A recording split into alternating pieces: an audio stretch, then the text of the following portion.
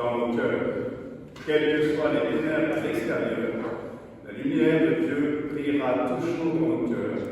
Et c'est pour cela que nous donnons aujourd'hui d'accueillir justement ces trois enfants, Milo, Fabio et Leandro, avec vous leurs parents, vous les parents marraines, vous les membres de la famille, vous tous, frères et sœurs, pour nous rappeler que la vie est un don de Dieu et que nos vies sont lumière pour le monde. C'est le Christ qui nous dit, vous êtes la lumière du monde, vous êtes le sel de la terre. Et de prendre tous les moyens pour défendre la vie et donc défendre la paix.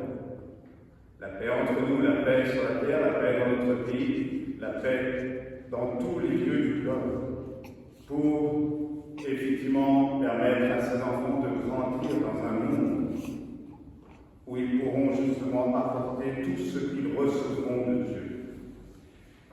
Saint Paul nous dit dans la seconde lecture, frères, les révélations que j'ai reçues sont tellement extraordinaires. Rencontrer Dieu dans sa vie, se laisser rencontrer par Dieu dans sa vie.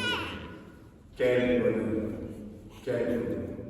Mais il faut pour cela effectivement accepter de se laisser saisir, sans rien chercher à saisir. C'est le propre de l'amour. L'amour se donne et se reçoit. Vous êtes mariés.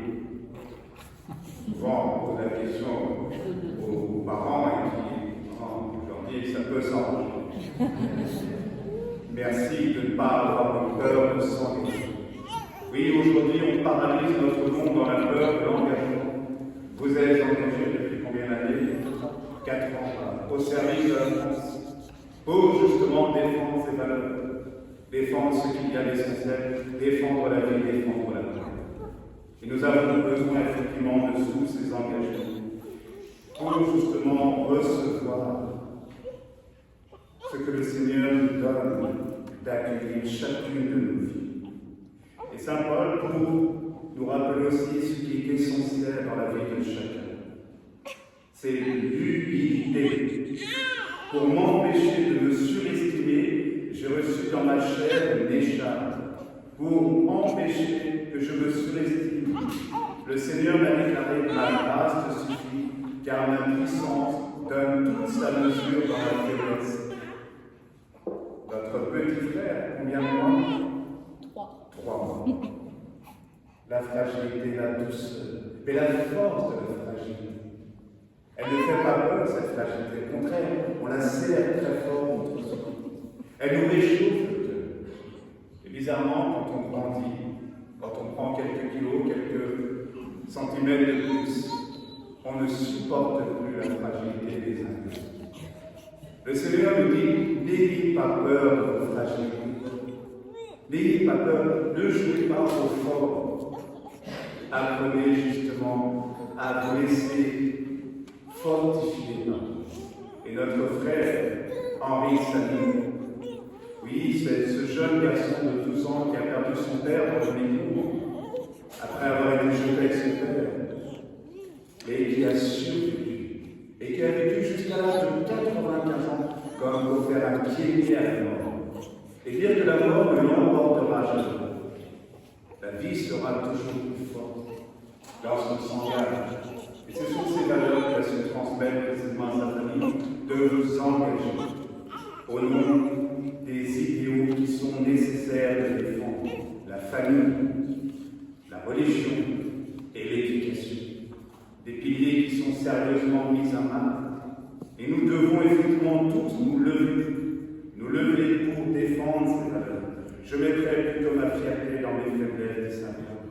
Oui, reconnaître sa faiblesse et faire l'expérience de sa faiblesse devant Dieu, c'est le chemin par excellence de l'humilité, pour accepter de reposer, de se reposer en lui et sur lui. Comment consentir à notre faiblesse? Cela va à l'encontre du monde. On nous dit dans le monde qu'il faut être le plus grand, le plus fort, le plus riche, le plus, au point de faire des burn-out. Oui, Dieu ne nous invite pas à faire des burn-out, mais précisément à nous réveiller, pour réveiller ce monde, pour ne pas nous surestimer et ne pas nous placer au-dessus des autres, mais au service des uns des autres. au service de ces valeurs que nous devons transmettre aux jeunes générations pour continuer à avoir un ciel ouvert, un ciel éclairé. Dans la première lecture, dans l'Église chrétienne, le prophète Jésus vint sur moi. J'écoutais celui qui me parlait, qui me fit tenir debout. Fils d'homme, je t'envoie vers une nation rejetée, qu'il est difficile de faire entendre les appels de Dieu. On entend en enfant aujourd'hui en ce moment et précisément en cette période beaucoup de gros parleurs, beaucoup de grognements. Alors effectivement, le Seigneur nous donne une parole qui vient nous tracer un chemin. Oui, c'est à eux, vers eux que je t'envoie, ainsi par le Seigneur Dieu, qu'ils écoutent ou qu'ils n'écoutent pas, ils sauront qu'il y a un prophète au milieu. C'est à eux que je t'envoie, ce ne sont pas vers les bien portants que je t'envoie, mais vers ceux qui sont malades, ceux qui ont besoin d'un médecin. Oui, c'est bien pour nous, frères et sœurs. Pas parce que nous serions plus malades que les autres, mais pour offrir dans nos maladies les maladies du monde et qui guérissent ce monde qui en a tant besoin.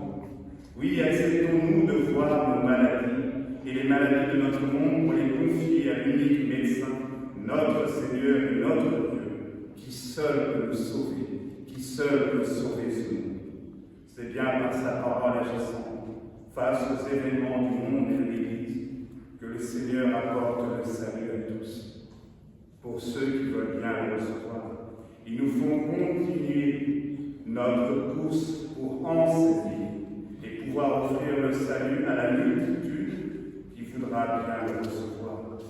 La vie est le plus beau des miracles. Ne l'oublions pas. Quel est ce miracle de vie qui opère à travers nous? C'est bien le miracle de l'amour de Dieu. C'est ce miracle que vous tenez dans vos bras. C'est ce miracle de chacune de nos vies. Oui, Dieu nous aime. Dieu est notre Père. Alors il est sérieusement temps, frères et sœurs, de se tourner vers lui et de le laisser nous saisir. Le lieu de notre régime, c'est bien en Dieu, où nous pouvons renaître à la relation. C'est le lieu de la prière. Hier, une petite fille, lors d'un baptême, de 3 baptêmes que j'ai célébrés hier matin ici même, me demandait mais c'est quoi prier? Alors je lui disais, tu as un portable. Alors, quand tu appelles quelqu'un, tu composes un numéro de téléphone, et c'est toi qui ouvres la ligne. Et la personne, à l'autre bout, décroche ou décroche pas. Là, on est en 5G ou en 4G. Là-haut, c'est la 2G. Il décroche toujours. Ouvrez les cadeaux de la prière pour recevoir toutes les grâces dont ces enfants ont besoin, dont Milo, Fabio et Leandro. Ne laissons pas mourir la terre, ne laissons pas mourir le monde.